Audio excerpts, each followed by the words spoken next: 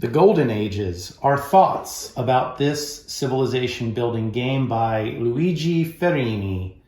This game has been around now for a number of years, and this was one of the first civilization games that I played getting back into the hobby a decade ago.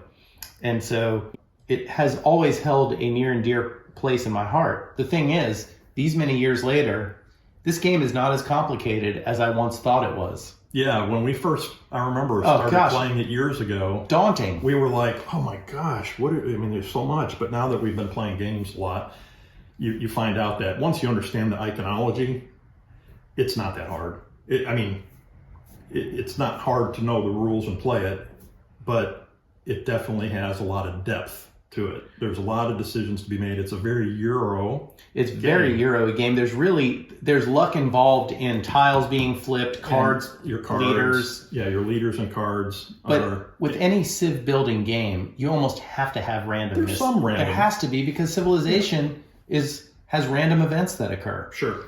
But that being said, it doesn't feel like Clash of Cultures. It doesn't feel like any. I'm trying to think of what's another civilization, Sid Meier's Civilization. Any civ building game, really, this one is the least dice rolly feeling one that I've played. I know that's not it feels very Euro. Yeah, the closest thing to it would be Through the Ages, I guess, but that's way more complex. You're right. Through the Ages is another one that would fit that same mold. Thank you for that. But it is extremely heavier than this game. Yeah, and the thing about Through the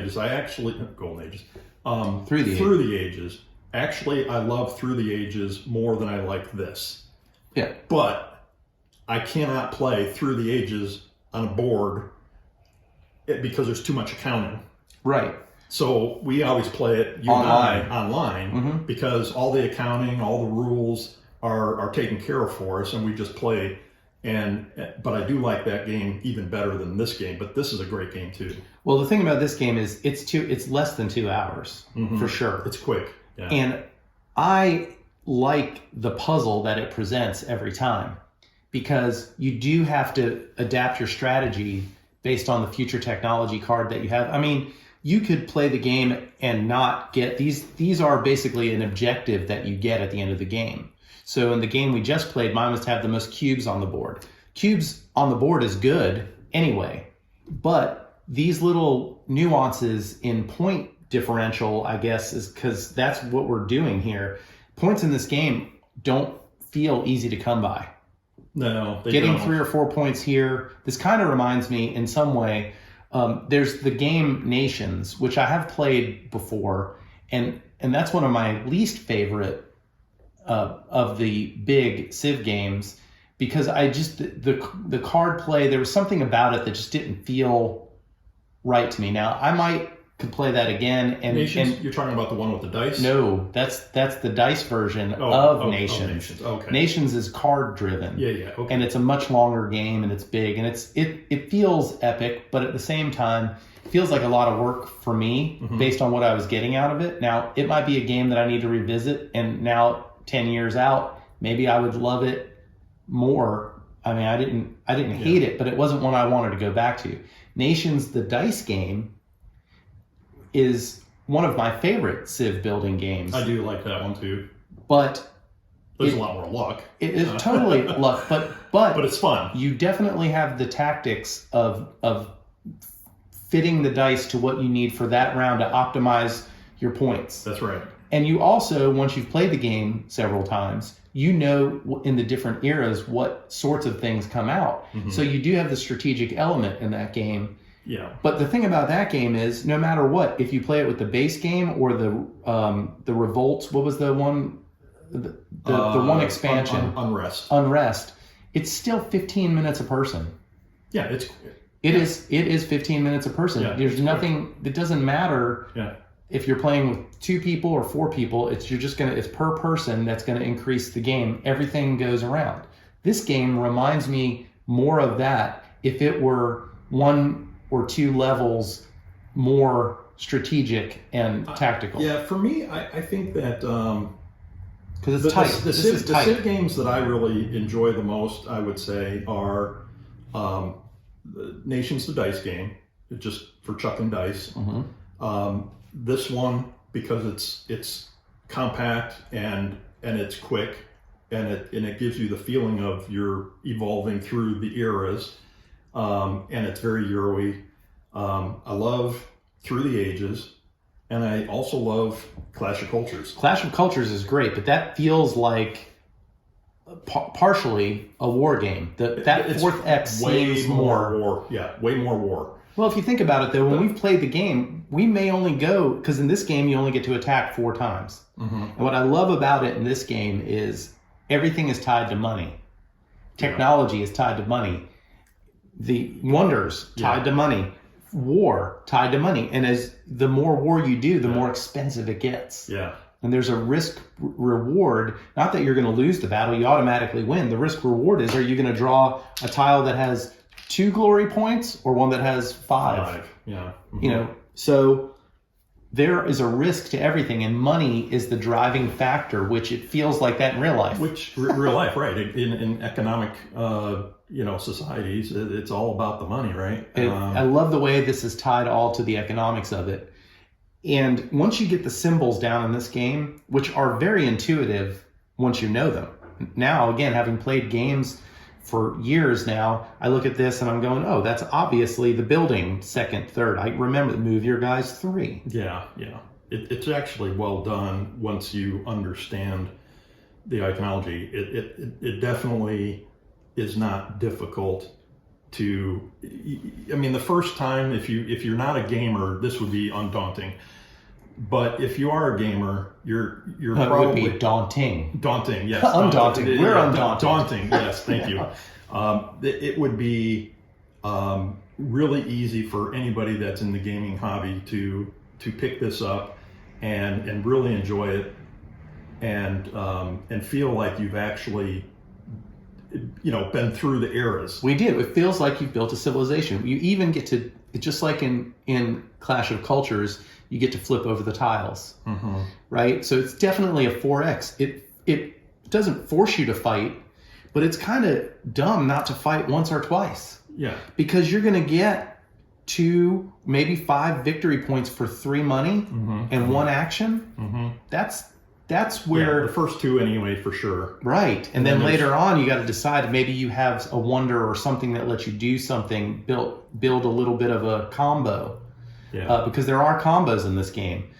But it really, you can go through this game and score 25 points and still feel like you've accomplished something. Right? I mean, you really could, because your board becomes, now when you look over and see everybody else has got other things missing, that would hurt a little bit. But for the most part, you're at least working your way through the puzzle. It's still fun because it feels like you're doing something with your civilization. You're moving through the eras, even if you lose. It is satisfying because it feels like you've been living through those eras. You're in the early stages of the Stone Age or the early medieval times. Like the pyramids and those things, and then you work your way to these it's kind of fun space technologies and United Nations. Right. And the different leaders do actually put a spin on what you do. Well, and I will say that you're absolutely right about the money situation on this game. If you don't develop these technologies and generate an engine of income, you're going to lose the game big. And that's what happened to me. I actually did not have a money engine. The last time we played off camera, it was the reverse. I had an engine of money and you didn't. Well, that's how I learned. I learned from watching you. And I remember the very first time that I played this game, I noticed that, and this has been years now, I noticed that was a thing, but I keep forgetting about it because there's all you want to build technology, but man, I got 4 choices and it would really help me to get the second building now, but then I'm doing that at the expense of being able to expand and take control and get a couple bucks. Yeah. And getting the couple bucks also translates to getting technologies. So you almost have to like curb your enthusiasm in a way about trying to do everything at once and go, all right, what do I need now that's I'm going to be able to build on? And then hoping that you can get a leader that falls into that strategy. Right. And you can see that from the boards that we have here. We've played this game just a few minutes ago, and you can see I have a lot of technology still undeveloped, and you've got some too. Including one that let me skip to the end because my leader let me build. Yeah, but my point is that you can't do it all. The game's too short, so you really have to pick wisely and maximize your leaders, your choices, your wonders, your technologies that all work together with that. So yeah, it's a great game. It is. And in the day and age now where it seems like everything is new and shiny and flashy, it doesn't look spectacular. I mean, the board does look kind of cool the way it lays out. It's fine, but it's not flashy. The iconography isn't, it looks very 2D. Yeah. But at the same time, this game is right up there with the best Civilization games, period. And for one where you can actually play a game in about an hour and a half, maybe less, really. Well, with two players. With two players, you definitely could. And the only thing that's keeping other people, more players from making the game more complicated is decision time, AP. Right, AP, yeah. But the actual turns are super fast. You take one action, it's on to the next person, on to the next person. And if you passing even is one of the strategies in the game, because everyone else wants to go on and on and on, you get 2 money every time it's your turn. Yeah. And money translates into stuff, because some of the actions you do, just moving your guy and taking control and putting a city to start the game is 2 money. Right. So passing, just by passing, you get 2 money for doing nothing. Right. So there's so many decisions to be made in this game. I would not overlook this one. If you see the box art and you say, wow, that looks old, I say you're judging that book by its cover to your own detriment, because I think this is it could be in my top 3 Civ games now. As far as I think we can actually play this game. I could play it again. I'm like, if I play Clash of Cultures, I'm tired. Yeah. Through the Ages, that's going to take hours and hours. Hours, yes. This game is a 90-minute game, and even with 4 players, you're looking at probably 2 hours. It doesn't feel long. It feels like it went fast. Yeah, real fast. Yeah, it's almost too short. Right, exactly. I was going to say that. You wish there was like 6 eras. Yeah, right, exactly. Can we play into the future and land on Mars? Anyways, that is our thoughts about the Golden Ages. This is a great game. That's my review. Great. We give it 4 thumbs up. That's right. Well, thank you for listening to us babble on and on, get off our lawn. Thank you for watching. Please like this video and subscribe to the channel.